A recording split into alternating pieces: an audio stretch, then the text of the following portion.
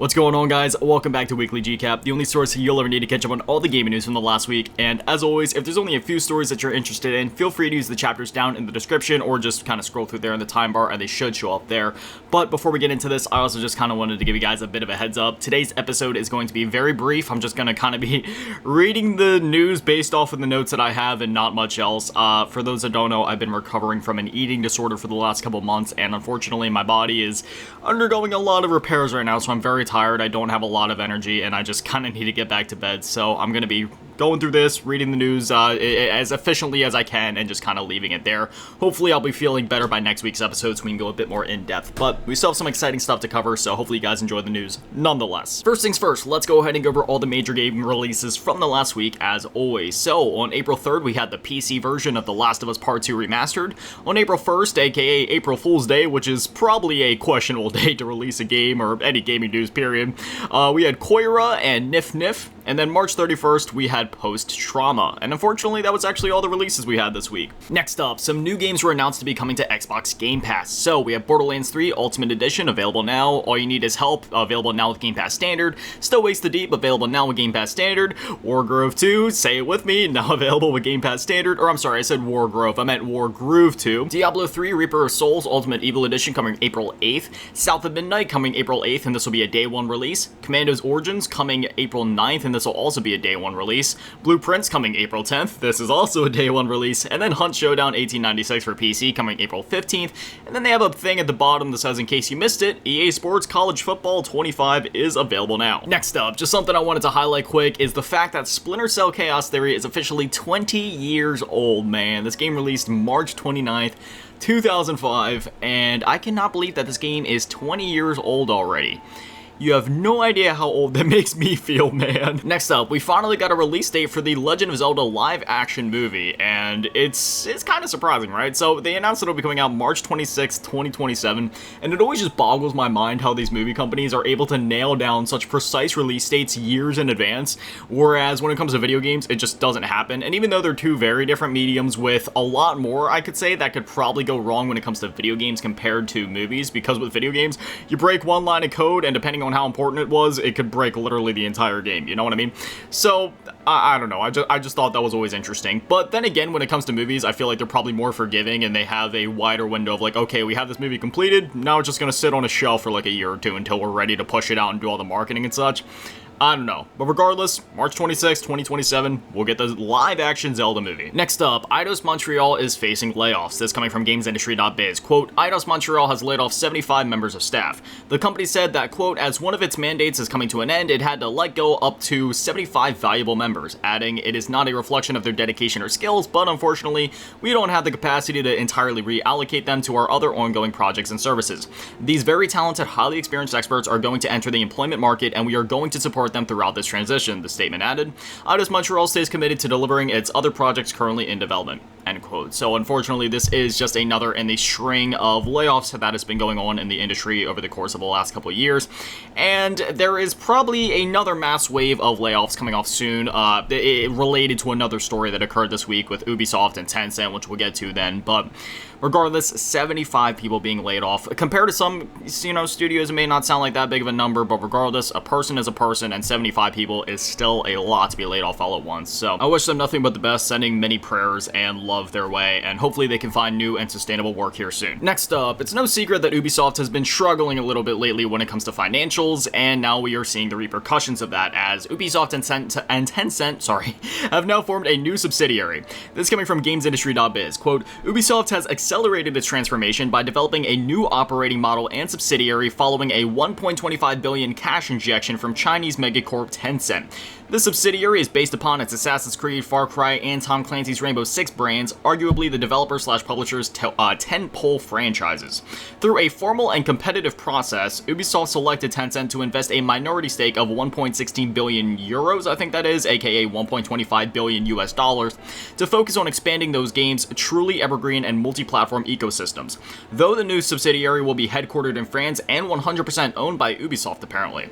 Ubisoft said the $1.25 billion investment will be used to strengthen Ubisoft's balance sheet by significantly reducing its consolidated net net debt position, accelerate the group's transformation, and sustain growth of selected franchises, end quote. So if anything, I feel like this was probably the best case scenario for Ubisoft, just considering how low their shares have fallen when it comes to the stock market in recent times, and just how many games they've been releasing that have been seen as underperforming, at least compared to what Ubisoft was expecting, you know, certain games to sell. So, again, I feel like this was probably the best case scenario, because worst case scenario would have been Ubisoft shutting down and that was that, and the IPs just get sold off to a bunch of other companies, like we've seen with, you know, other companies and publishers in the past. So, if anything, the fact that Ubisoft gets to remain, what was it, the new subsidiary headquartered in France, they get to be 100% owned by Ubisoft still, and, you know, everything else. Again, I feel like this was probably the best case scenario, so we'll see what effects this has on Ubisoft going forward, whether that be positive or negative for their games, or if there's any changes at all on the consumer end. Next up, I have a recap of the Nintendo Direct that took place last week. Not the Switch 2 Direct, but the one that took place March 27th. We're just going to run through all the games that were announced, release dates if they're applicable, and that's it. So are you ready?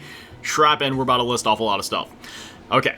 Dragon Quest 1 & 2 HD 2D Remake, coming 2025. No Sleep for Kaname, date from AI The Somnium Files, July 25th. Raidou Remastered, The Mystery of the Soulless Army, June 19th. Shadow Labyrinth, July 18th. Patapon plus Patapon 2 Replay, June 11th. Story of Seasons Grand Bazaar, August 27th. Metroid Prime 4 Beyond, 2025. Disney Villains Curse Cafe, available now. Witchbrook Holiday 2025. The Eternal Life of Goldman, Holiday 2025. Gradius Origins, August 7th. Rift of the Necrodancer, available now. Tamagotchi Plaza, June 27th. Pokemon Legends Zeta A, late 2025. Rhythm Heaven Groove, 2026. Virtual Game Card, coming late April, which is just a new feature for Nintendo Switch and Nintendo Switch 2. High on Life, coming May 6th. Star Overdrive, April 10th. The Wandering Village, July 17th. King of Meat, what a lovely name, 2025. Luz Lagoon, summer 2025. Fantasy Life I, The Girl Who Steals Time, May 26th. Saga Frontier 2 Remastered, available now. Monument Valley / Monument Valley 2, coming April 15th. Monument Valley 3, coming summer 2025. Everybody's Golf Hot Shots, 2025. Marvel Cosmic Invasion, holiday 2025. Tomodachi Life, Living the Dream, 2026. And Nintendo Today, which is a new smartphone app, available now. And finally, I have a complete recap of everything that went down at the Nintendo Switch 2 Direct reveal event. There was a lot to go over between games, hardware, everything, so we're just gonna kind of run through it in no particular order. First things first, they kicked off the show by showing off a new game, that being Mario Kart World, which essentially looks to be like a Forza Horizon spin on Mario Kart. It looks absolutely insane. So basically, you have your typical Mario Kart gameplay where you can choose a certain selection of tracks, you know, like a Grand Prix, you go through, you do like 4 tracks, and that's that. But there's other features now, such as being able to race from one track to the next. So not only do you race in the individual tracks, but it's also a race in itself to get to the next track, which is such a, on the surface, simple idea, but is actually like really cool and innovative and something I personally wouldn't have even thought of before. And furthermore, it's a completely open world game, and there's even a mode where you can drive between not just the different racetracks, but between the different sets of racetracks. You can go all across the world in like a worldwide race. There's also a free roam mode, so you can just go around, explore, discover secrets, hang out with your friends and stuff like that, and it looks absolutely insane, man. I am so excited for Mario Kart World. There is one negative about the game, though, which you might as well just go ahead and touch on now. It's the fact that some Nintendo Switch 2 games are going to be $80 and reportedly upwards of $90 for physical editions. That that doesn't bode well, right? Obviously we had the bump up to 70 back in 2020, and now just 5 years later, we're seeing games go up to not just 80, but reportedly upwards of $90 for physical editions. Yeah, that's a little rough. Regardless, with inflation and everything, like, if you do the math, a $60 game back in, like, the 90s or the 2000s would have been way more than even $80 nowadays, but it's still, it just still kind of stings a bit, but I don't know. On one hand, it stings, but on the other hand, there is other features that were announced with the Switch that kind of make up for it ever so slightly, such as game sharing, which we'll go ahead and talk about now, which is essentially a simple feature where you're able to lend games to your friends, but during the time that you lend it to them, you can't play it. So say you have a copy of Mario Kart World, and you want to lend it to a friend. Even if it's a digital version, you can send it to them, and they can keep it for, I believe it's upwards of 14 days, and at the end of that 14-day period, it'll automatically get returned to you, but during that 14-day period, you can't play it. But at the same time, I feel like that's part of why prices are probably going up, because I'm sure that's going to affect sales in some capacity. And furthermore, they also announced that DS download play is essentially coming back with the Switch 2, where you'll be able to say you're playing Mario Kart and you have friends that don't have the game. They can download a portion of the game per se and race alongside you, just like you would have in Mario Kart DS back in the day. So again, I feel like this probably plays into why the prices have gone up again. It's still unfortunate nonetheless, because at the end of the day, all this does is hurt the consumers. And for consumers like me that only ever play games solo anyway and don't have any friends or family or anything, it still kind of sucks. It's like, oh yeah, man, the prices may have gone up because of this or that, but I can't even reap the benefits of any of that. So it's just kind of like, all right. So yeah, I don't know. I feel like they really should have stuck to 70 tops, at least until inflation hit another point or until the market really went in another direction. But what can you do, I guess? Beyond all that, we'll just start to kind of talk about the hardware. So they announced that the Switch will support up to 4K, 120Hz. The screen itself on the Switch will be a 7.9-inch 1080p 120Hz screen with HDR support. That is insane, man. I was not expecting that. I thought maybe 1080 60 tops, but 1080 120? Holy crap, that really caught me off guard. They also announced that the system is going to have magnetic Joy-Cons, so rather than the rails from the Switch 1, you just kind of click them in, and it seems pretty intuitive, so I'm a huge fan of that. They also announced the Switch 2 will have faster storage. It'll come with a default of 256 gigabytes, which I'm assuming might be bumped up down the line to like 512 if we get an OLED model or something like that, similar to what we saw with the Switch to the Switch OLED, where the storage was essentially doubled. And I'm sure if we get a Switch OLED, who knows, maybe it'll be a 1080 120Hz HDR supported OLED display, or maybe, just maybe, they might bump it up to like 1440, 144. I mean, I'm not saying that's actually gonna happen, but I mean, if they do anything like they did with the Switch OLED, we could see some cool upgrades there. So that's something to stay mindful of. Speaking of storage, the SD cards in your current Switch will not work. You must use an Express SD card, which is essentially, if an SD card is a hard drive, an Express SD card is like an SSD. So you're going to need to use a faster SD card, unfortunately. The original ones will not be supported. Despite the fact that recent SD cards are really fast, I guess there's just no support for even the highest-end XC ones. The Switch Joy-Con can be used as a mouse. I was getting flashbacks to the Super Nintendo mouse during this, and who knows, maybe Mario Paint could be added to the Nintendo Switch Online app, so you can kind of use the Joy-Con like that.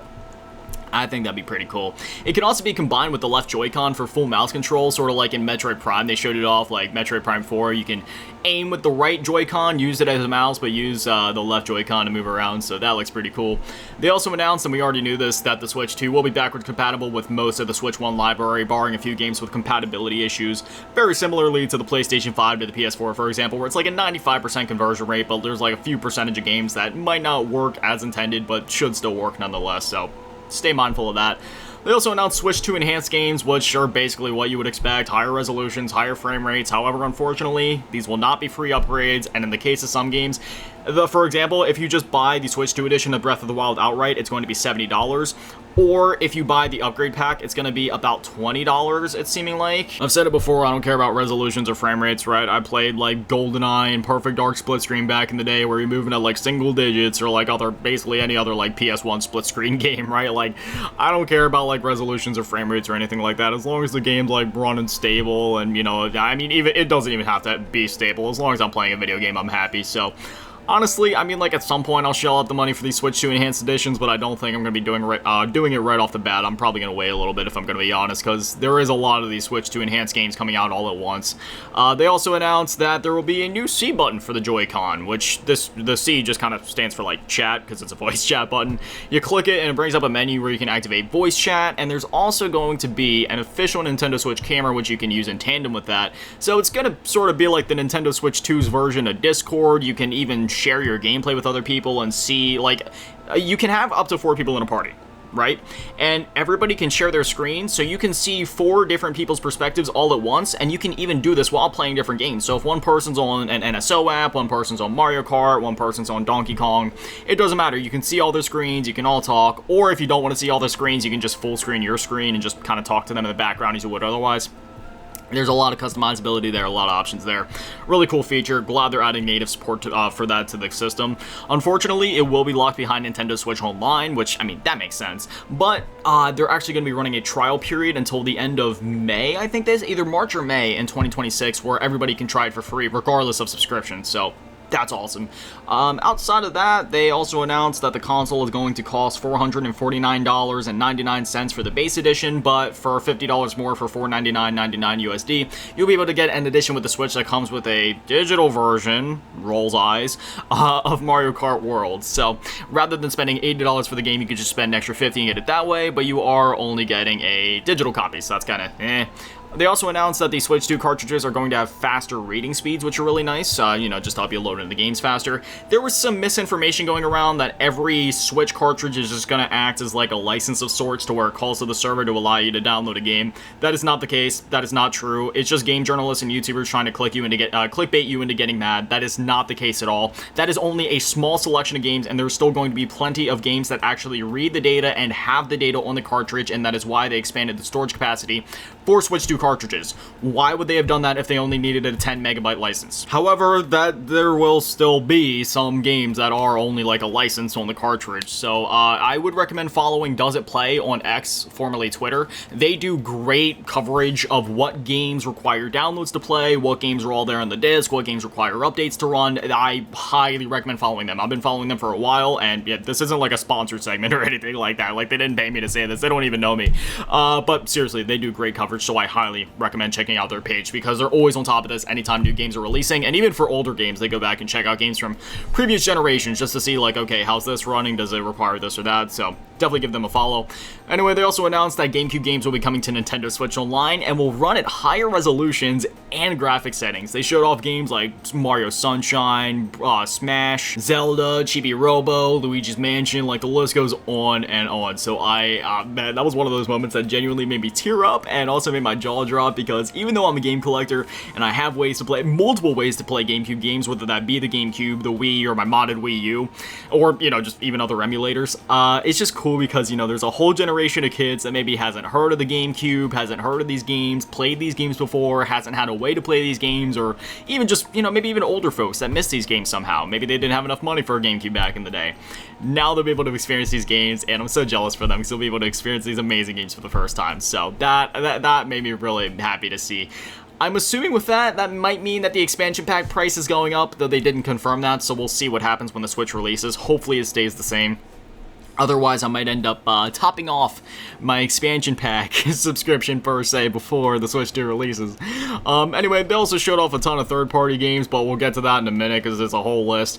They closed out the show by showing that Kirby Air Ride is getting a sequel called Kirby Air Riders and will be directed by Masahiro Sakurai. So that was really exciting to see. At first, I wasn't sure what the trailer was. I was like, is this Smash Bros or something? Because the way like Kirby was coming down and he looked really aggressive, but then it turned out to be Kirby Air Riders. So yeah, that was really cool to see. And then finally they closed out with Donkey Kong Bonanza, which is the first 3D DK game since DK64, and furthermore it's the first Donkey Kong game since Country Tropical Freeze. So that had me jumping out of my seat, man. I'm so happy that DK's finally getting another game.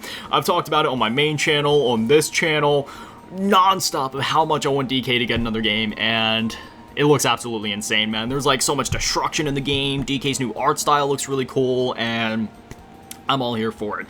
I had mentioned in a video on my main channel that it seems like Nintendo has kind of evolved their art style ever since the new the new Super Mario Bros. Movie. Ever since the Super Mario Bros. Movie came out, and they've sort of changed the art style for their characters, at least slightly, just enough to retain the essence of those characters, but still make them look like quote-unquote modern in a way, and it also seems like they've been more experimental when it comes to their art styles while still retaining the essence of the characters. So that, and that's very evident here with Donkey Kong Bonanza. So I really dig the art style, really dig the gameplay so far. The movement looks fluent, the destruction looks crazy, and I'm really excited to try the game out. But now that we got through all that, why don't we go ahead and rattle off every single game and release date, if applicable, that was shown during the Switch 2 Direct. I don't know if you guys are actually ready for this, but let's strap in and let's get it done. 2025. June 5th, aka Switch 2 launch day, we're looking at Arcade Archives 2 Ridge Racer, Bravely Default Flying Fairy HD Remaster, Cyberpunk 2077 Ultimate Edition, all 4 chapters of Deltarune, Fast Fusion, Fortnite, Hitman World of Assassination Signature Edition, Hogwarts Legacy, Kunitsugami Path of the Goddess, Mario Kart World, Nintendo Switch 2 Welcome Tour, Nobunaga's Ambition Awakening Complete Edition, Puyo Puyo Tetris 2S, Rune Factory Guardians of Azuma Switch 2 Edition, Civilization 7 Switch 2 Edition, Split Fiction, Street Fighter 6, Survival Kids, Breath of the Wild, and Tears of the Kingdom Switch 2 Editions, Yakuza 0 Director's Cut, and then on June 27th, we'll be getting Tamagotchi Plaza Switch 2 Edition, June 19th, Raidou Remaster, The Mystery of the Soulless Army, July 17th, Donkey Kong Bonanza, July 18th, Shadow Labyrinth, Nintendo Switch 2 Edition, July 24th, Super Mario Party Jamboree Switch 2 Edition plus Jamboree TV, July 25th, No Sleep for Nakame Date from AI, The Somnian Files. I just realized that earlier in the show when I said like Nakame Date or something like that because I was just reading the title without thinking about it. I'm sorry about that. But anyway, then Wild Hearts S, that'll also be coming July 25th. August 27th, Story of Seasons Grand Bazaar Switch 2 Edition. August 28th, Kirby and the Forgotten Land Switch 2 Edition plus Star-Crossed World, which is an exclusive Switch 2 expansion. September 5th, Daemon X Machina Titanic Scion. Summer of 2025, just at some point, we'll be getting Dragon Drive and Tony Hawk's Pro Skater 3 and 4. Winter 2025, we'll be getting Hyrule Warriors Age of Imprisonment, which looks insane. The story leads into Tears of the Kingdom. Holiday 2025, we'll be getting Marvel Cosmic Invasion as well as Witchbrook. Late 2025, we'll be getting Pokemon Legends Z-A Switch 2 Edition. And then at some point in 2025 to be announced, we'll be getting Borderlands 4, Elden Ring Tarnished Edition, Goodnight Universe, Hollow Knight Silksong, Kirby Air Riders, Metroid Prime 4 Beyond, Switch 2 Edition, Professor Layton and the New World of Steam Reanimal, Star Wars Outlaws, 2 Point Museum, and then at some point in 2026, just to be announced, Enter the Gungeon 2, Starseeker Astroneer Expeditions, and The Duskbloods, which is a new From Software game. It is a PvPvE experience and will be exclusive to the Switch 2, and it looks like a spiritual successor to both Bloodborne and Elden Ring. Like if Bloodborne and Elden Ring had a baby, like, you know, if Cleric Beast and Millennia had a baby, oh gosh, man, that would be one hideous baby. Then again, I don't know, Millennia's kind of bad, so, you know, maybe if the Cleric Beast genes aren't too bad, then maybe there'd be like a hot werewolf or something that comes out. I mean, I don't know. I mean, hey man, I'm down to pick up a new fetish, you know what I'm saying? Gosh, I gotta stop, man. I really need sleep. But anyway, that game looks crazy, man. It looks awesome. And then to be announced at some point, we'll be getting EA Sports FC, which used to be FIFA, but now it's called Sports FC. EA Sports Madden NFL, Final Fantasy VII Remake Integrate, which was really surprising to see, but really exciting all at the same time. Hades 2, Human Fall Flat 2, NBA 2K25, Project 007, which... Man, as soon as I saw that trailer fucking going down the barrel, oh man, it looks so gnarly. And then WWE 2K, so... there it is. That's everything from the Switch 2 Direct. Hopefully, y'all were able to take all that in and, you know, hold on to all that information. I know that was a lot all at once, but don't worry. That was the last story for today's show. So with that, I mean, I don't know, man. I literally have no negatives to say about the Switch. Like, all I have to say is positives except for the price. Not even the price of the Switch itself, but literally just the price of some of the games going up to $80 or even $90. That is literally my only negative with the system. Otherwise, it is just complete positives across the board for me, man. I am so excited for the Nintendo Switch 2, and June 5th, can't come soon enough, man. That's the launch date for the Switch, and I am so excited. Day one pickup, no questions asked. But anyways, yeah, that's all the stories that I have for you guys this week, so it's time for me to get out of here. As always, new episodes of WGC go live every single Friday at 9 a.m. Eastern. I know today's episode went up a little bit later than usual, but again, I've just been feeling a little under the weather, so I kind of had to take care of myself for a bit. I apologize about that, but going forward, you know, as always, 9 a.m. Eastern, Fridays, new episodes go live, so yeah. That'll do it for me, guys. Thank you guys for watching. Have an amazing day and an amazing weekend. Stay beautiful. I love you all. Peace.